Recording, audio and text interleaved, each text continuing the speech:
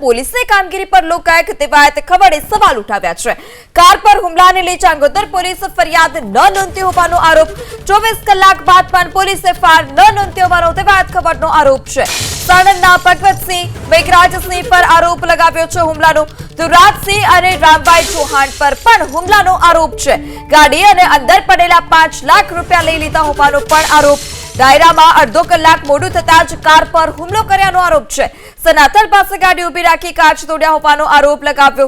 જ્યારે 20 તારીખે રાત્રે સનાથલ પાસે આ બનાવ બન્યો હતો તે પ્રકારની વાત પણ તેવાત ખબરે કરી છે। તેવાત ખબરે આગળ જણાવ્યું કે ચાંગોદર પોલીસ કોઈના નામ લખવા તૈયાર નથી। ચાંગોદર પોલીસ માત્ર અરજી લેવા માટે દબાણ કરે છે। તો સાણંદના ભગવતસિંહ મેઘરાજસિંહ પર હુમલાનો આરોપ લગાવ્યો છે। એક જ દિવસમાં 2 ડાયરા રાખ્યા હતા તેવાત ખબરે જેમાં તેઓ એકમાં ગયા હતા તો બીજામાં સમયસર ન પહોંચતા તેમની ગાડી પર હુમલો કરવામાં આવ્યો હતો અને જે સમયે ગાડી પર હુમલો થયો હતો તે સમયે દેવાયત ખબર ગાડીમાં હાજર નહોતા તે પ્રકારની માહિતી સામે આવી હતી। ત્યારે હવે દેવાયત ખબરે જે આ હુમલો થયો છે તેમના પર જેને લઈ પોલીસની કામગીરી પર પણ અનેક સવાલ ઉઠાવ્યા છે। કાર પર હુમલાને લઈ ચાંગોદર પોલીસમાં ફરિયાદ ન નોંધી પોલીસ ફરિયાદ નથી નોંધી તે નો આરોપ છે। ગાડી લઈને કાનો જેવો આવ્યો એટલે આ લોકોએ કીધું કે ભાઈ ગાડી લઈ લ્યો। દેવાત ખબર અડધી કલાક મોડું શું કામ થયું? મને તો રજા આપી હતી જવા માટે, મારી હાજરી બોલે સીસીટીવી ફૂટેજ ચેક કરો ફાર્મ હાઉસના। એટલે મને ડ્રાઈવરે કીધું ગાડીની ચાવી લઈ લીધી। આ બધા ભેગા થઈને ગાળા ગાળી કર્યા। ભગવતસિંહ કે રામભાઈ એમનો દીકરો જે કાંઈ બીજા હતા મારો ડ્રાઈવર ઓળખે છે ને કાનો। ત્યાંથી 15 મિનિટ થઈ એટલે કાનાને મેં કીધું લેવાય તો ગાડી લઈને તું નીકળી જા, કારણ કે આ એકલો હતો। આ લોકો કાંઈ એની પર બીજું ત્રીજું કરે એ ચિંતા પણ મને હોય, મારી સાથે કાયમ છે। એટલે કાનો ગાડી લઈને ત્યાંથી નીકળ્યો। એટલે આ લોકોએ 2 ગાડી પાછળ કરી, મહિન્દ્રા થાર અને ઇનોવા। સનાથલથી આઈ થિંક 500 મીટર કે સોરી મને ખાસ ખબર નથી ડિસ્ટન્સ રિંગ રોડનું જે હોય ત્યાં ગાડી પહોંચી એટલે 2 ગાડી આડી નાખી। બોટલનો ઘા કરીને ગ્લાસ ફોડ્યો। કાનાને જેમ ફાવે એમ ગાળું દીધી। ગાડીની ચાવી લઈ અને સ્કોર્પિયો ગાડી લઈને લોકો નીકળી ગયા। 20 તારીખે રાત્રિનો આ બનાવ। એટલે કાનાને મને ફોન આવ્યો કે ભાઈ ગાડી લઈને લોકો નીકળી ગયા। મેં કીધું તું ઊભો રહે। ત્યાં હું 2 વાગે આઈ થિંક પહોંચી ગયો અમદાવાદ, આણંદ બાજુથી આવતો। એટલે કાનાને મેં ગાડીમાં બેસાડીને કીધું જે કાંઈ થતું સવારમાં આપણે કાયદેકીય પ્રોસેસ કરશું। સવારમાં મેં કાનાને મોકલ્યો ચાંગોદર પોલીસ સ્ટેશન લાગી ખબર પડી મને। એટલે મેં મોકલ્યું ભાઈ તું જે કાંઈ એફઆઈઆર કરાવવાની છે ઇલીગલી પ્રોસેસ આપણે કરો। કાનો એવો લીગલ પ્રોસેસ કરવા એફઆઈઆર કરવા માટે તો આમાં એવા ક્વેશ્ચનો થવા માંડ્યા આ હતા અને આ નહોતા। બનાવ જે માણસ સાથે બન્યો છે એ જે નામ લખાવે છે તો એ નામ લખવા કોઈ તૈયાર નથી।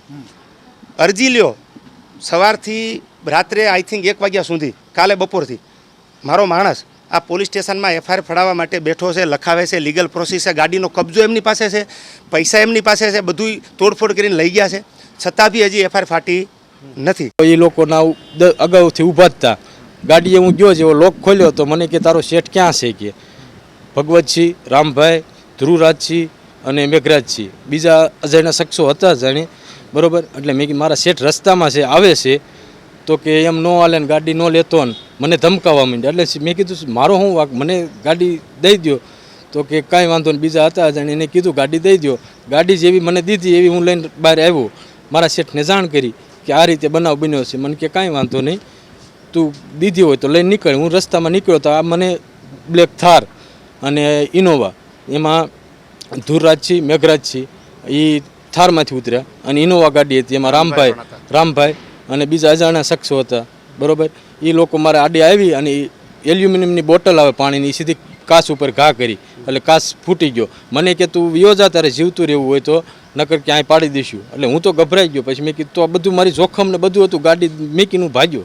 મેં મારા શેઠને જાણ કરી, એને વાત કરી પોલીસ સ્ટેશનમાં પીઆઈને જે આપણે ભોપાલ।